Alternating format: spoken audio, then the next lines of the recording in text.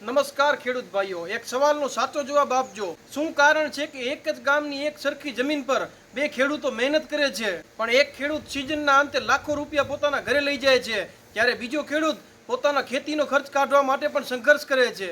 જવાબ માત્ર એક જ શબ્દમાં છે: ટાઈમિંગ. એટલે કે સાચા સમયે સાચા પાકની પસંદગી. દર્શક મિત્રો, જુલાઈ મહિનો એ ખાલી વાવેતર કરવાનો સમય નથી, પણ આખી સિઝનનો નફો નક્કી કરવાનો સમય છે. જો આજે તમે બુદ્ધિપૂર્વક નિર્ણય લેશો તો માત્ર આવનારા 2 મહિના પછી, એટલે કે સપ્ટેમ્બર અને ઓક્ટોબર મહિનામાં જ્યારે બજારમાં શાકભાજીની ભારે અછત હશે, ત્યારે તમારો આ પાક સોનાના ભાવે વેચાશે. માટે આજે હું તમને 3 એવા ટોપ શાકભાજી વિશે બતાવીશ જે તમને સપ્ટેમ્બર અને ઓક્ટોબર મહિનામાં સૌથી ઊંચા ભાવ અપાવી શકે છે. અને સાથે જ આપણે જાણીશું કે આ શાકભાજીને ચોમાસાના ધોધમાર વરસાદમાં સડતા કે બગડતા કેવી રીતે બચાવવા. એટલે આ વિડીયોને છેલ્લે સુધી જોજો. દર્શક મિત્રો, સૌથી પહેલા એ ગણિત સમજો કે આ 2 મહિનામાં જ તેજી કેમ આવે છે. તેનું મુખ્ય કારણ છે ચોમાસાની આડઅસર.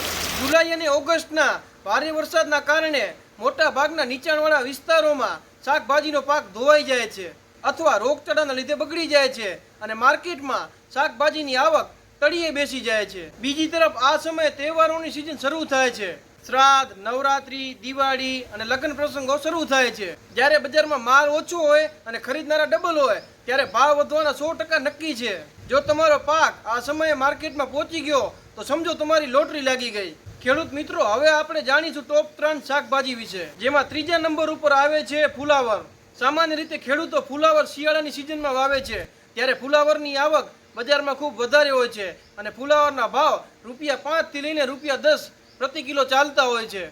પણ જો તમે જુલાઈ મહિનામાં ફુલાવરની અર્લી વિન્ટર હાઇબ્રિડ જાતો વાવો છો તો સપ્ટેમ્બર મહિનાના અંત સુધીમાં તો તમારો પાક તૈયાર થઈ જશે. આ સમયે બજારમાં ફુલાવરની આવક બહુ જ ઓછી હોય છે, જેથી કરીને તમને ₹40 થી લઈને ₹55 સુધી પ્રતિ કિલો ફુલાવરના હોલસેલ ભાવ મળી શકે છે. પણ ફુલાવરનું સારું ઉત્પાદન મેળવવા માટે તમારે તેની ખૂબ સારી રીતે જાળવણી કરવી પડશે અને તેને વરસાદ અને ફૂગ લાગવાથી બચાવવી પડશે. હવે વાત કરીએ બીજા નંબરની શાકભાજી એટલે કે ટમેટા વિશે. ખેડૂત મિત્રો, ટમેટા એ એવો પાક છે જે ક્યારેક રોડ ઉપર ફેંકી દેવો પડે છે તો ક્યારેક ખેડૂતોને સીધો લાખોપતિ બનાવી દે છે. ચોમાસામાં ટમેટાની ખેતી ખૂબ જ જોખમી છે, પણ સામે જો તમે તેની સાવચેતી રાખશો તો નફો પણ એટલો જ મોટો છે. સપ્ટેમ્બર અને ઓક્ટોબર મહિનામાં આવતા તહેવારોના કારણે ટમેટાની ડિમાન્ડ ખૂબ વધી જાય છે અને ટમેટાનો સરેરાશ ભાવ તે સમયે ₹30 થી લઈને ₹50 પ્રતિ કિલો થઈ જાય છે. અને જો ટમેટાની અછત વધુ સર્જાય છે તો ટમેટાના ભાવ ₹80 પ્રતિ કિલો પણ થઈ જાય છે. ખેડૂત મિત્રો, હવે આપણે જાણીએ કે ટમેટાને આ વરસાદની સિઝનમાં કેવી રીતે બચાવવા અને તેની જાળવણી કેવી રીતે કરવી. ચોમાસામાં ટમેટાના છોડને ક્યારેય આડો ના પાડવો, કારણ કે જમીન પર અડવાથી ટમેટા કાળા પડી જશે અને સડી જશે. માટે તેને લાકડી અને તાર બાંધીને સીધો ઊભો રાખવો અને 25 માઇક્રોનનું મલ્ચિંગ પેપર વાપરો, જેથી કરીને મૂળ પાસે વધુ ભેજ ના ભરાય અને નીંદણ ના થાય. ખેડૂત ભાઈઓ, પહેલા નંબર ઉપર આવે છે લીલા મરચા.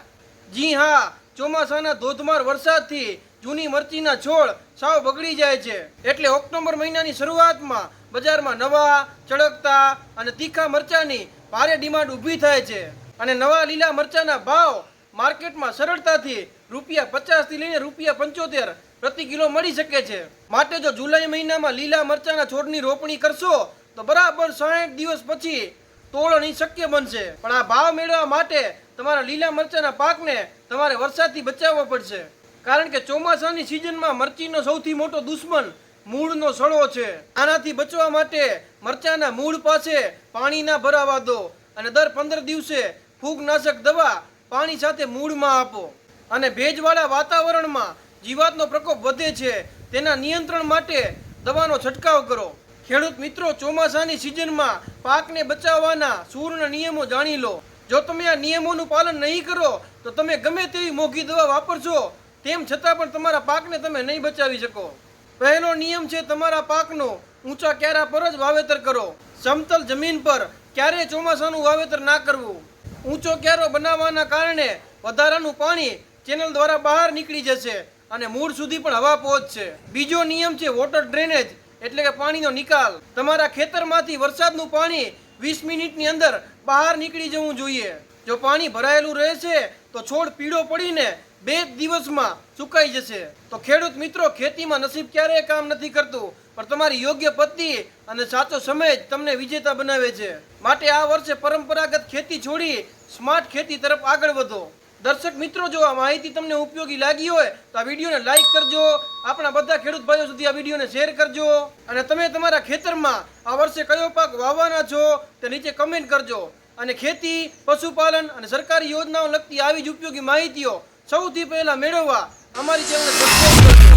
ફરી મળીશું આવી જ ઉપયોગી માહિતીઓ સાથે. ત્યાં સુધી બધાને રામ રામ.